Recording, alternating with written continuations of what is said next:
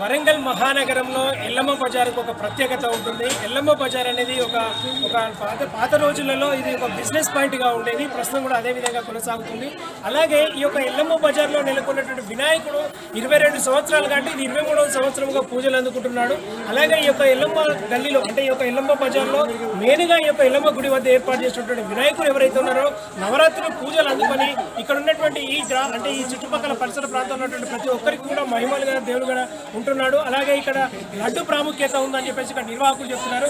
Sir చెప్పండి, ఇక్కడ ఎన్ని సంవత్సరాలుగా ఈ యొక్క వినాయకుని నవరాత్రి ఉత్సవం జరుగుతున్నది, వాటి యొక్క ప్రత్యేకత ఏంటి?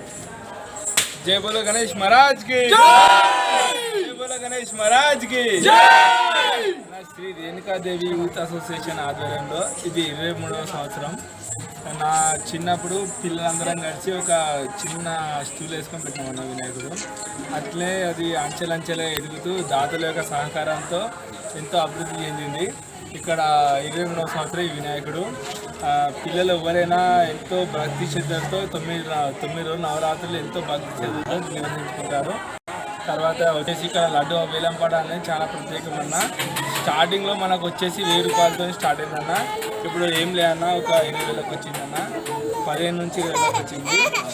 పిల్లలందరూ మొక్కుకున్న పిల్లలందరూ ఎంతో మన సేవ 9 రోజులు మంచి అహర్నిశతో సేవ చేసి ఫారెన్లో సెల్ అయ్యారన్న. పిల్లలందరూ మంచి భక్తితో చాలా అది అంటే ఇక్కడ రేణుక ఎల్లమ్మ తల్లి అంటే ఈ గల్లీలో ఉన్నటువంటి వినాయకుడు ప్రసాదం తీసుకున్న వారు నెక్స్ట్ ఇయర్ వరకు ఆటోమేటిక్గా ఏదో విధంగా లైఫ్లో సెటిల్ అయ్యని చెప్పేసి మేము విన్నాము. ఇప్పటివరకు మాకు ప్రతి ఎవ్రీ ఇయర్ బుకింగ్స్ ఉంటాయన్నా, మేము ఇస్తాం విగ్రహదాత, మేము ఇస్తాం అని చెప్పి ప్రతి ఇయర్ అడ్వాన్స్ బుకింగ్ ఉంటాయన్న విగ్రహదాతకు.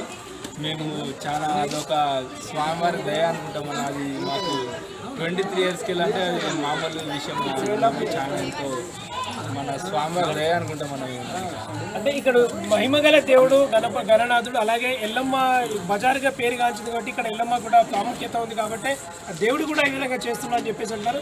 ముఖ్యంగా ఇక్కడ ఉన్నటువంటి గణనాథుడు స్పెషల్ ఏంటి అంటే మనము పూర్వకాలంలో మనం ఆలోచిస్తే కనుక ఎల్లమ్మ బజార్ అనే పేరు ఎందుకు వచ్చింది అంటే ఇక్కడ ఎల్లమ్మ గుడి ఉంది.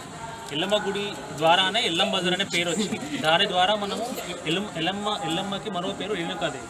సో ఆ పేరు ద్వారా మేము ఈ అసోసియేషన్ స్టార్ట్ చేసినాము. దాని ద్వారా మేము ఈ 2002లో ఆల్మోస్ట్ ఇప్పుడు 22 సంవత్సరాలు అయిపోయింది.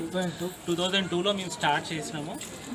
మీరు పాస్ట్లో మీరు చూసుకుంటే కనుక గత 7 ఏళ్ళ నుంచి ఎవరైతే ఈ భక్తి శ్రద్ధలతో ఆ స్వామివారిని పూజించుకుంటూ వచ్చిందో ఆల్మోస్ట్ అందరూ ఏదో విధంగా బిజినెస్ పరంగా కానీ, లేకపోతే ఫారెన్కి వెళ్ళడం కానీ, లేకపోతే స్టడీ పరంగా కానీ అన్ని పరంగా వాళ్ళు సెటిల్ అయిపోయారు. దాని ద్వారా నమ్మకం ఇంకా పెరిగి ప్రతి సంవత్సరం మేము మన విగ్రహం దాత చేసుకుంటామని చెప్పేసి, లేకపోతే లడ్డు విగ్రహం చేస్తామని చెప్పేసి చాలామంది ముందుకు వస్తున్నారు.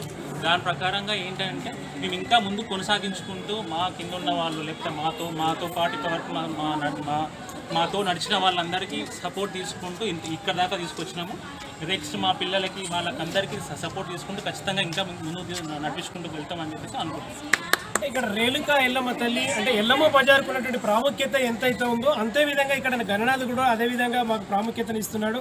ఇక్కడ లడ్డు వేలం పాటలు ఎవరైతే గెలుచుకొని ఉంటారో వాళ్ళు ఆటోమేటిక్గా మళ్ళీ నెక్స్ట్ నవరాత్రులు వచ్చే వరకు ఏదో విధంగా లైఫ్లో సెటిల్ అయి ఉంటున్నారు. అలాగే ఇక్కడ ఉన్నటువంటి మహిమగల దేవుడు ఈ యొక్క చుట్టుపక్కల అంటే ఈ యొక్క గల్లీ ప్రాంతంలో అందరినీ సస్యశ్యామలంగా చూస్తున్నట్టు రేణుక ఎల్లమ్మ తల్లి ఏదో ఉందో అంతకంటే ముంచుగా కూడా గణనాథుడు చూస్తున్నాడు అని చెప్తున్నాడు. అలాగే రానున్న రోజులలో కూడా వేలం పాట ద్వారా కానీ, లేకపోతే ఇక్కడ ఉన్నటువంటి నవరాత్రి ఉత్సవాల ద్వారా కానీ ఇక్కడ ఉన్నటువంటి చుట్టుపక్కల ప్రాంతాల ప్రజలందరూ కూడా సస్యశ్యామలంతో సుఖ సంతోషాలతో ఉండాలి. అలాగే ఇక్కడ ఉన్నటువంటి విద్యార్థులు అంటే చిన్నపిల్లలు ఎవరైతే ఉన్నారో వాళ్ళకి విద్యాభివృద్ధి కూడా జరిగి అంచెలంచెలుగా ఎదిగి వారు ఉన్నత స్థాయిలో ఉండాలని చెప్పేసి నవరాత్రులు కోరుకుంటున్నాము. అలాగే రానున్న రోజులలో కూడా ప్రత్యేకంగా ఇక్కడ ఉన్నటువంటి లడ్డు ప్రాముఖ్యత తెలిసి మరికొంతమంది కూడా వచ్చి వేలంలో పాల్గొంటున్నారు, అడ్వాన్స్గా కూడా మాకు చెల్లిస్తున్నారని చెప్పేసి చెప్తున్నారు. మరికొద్ది సేపట్లో వినాయకుడు నిమజ్జనానికి బయలుదేరి అర్ధరాత్రి కల్లా నిమజ్జనం అయ్యేటువంటి పరిస్థితి కనిపిస్తుంది.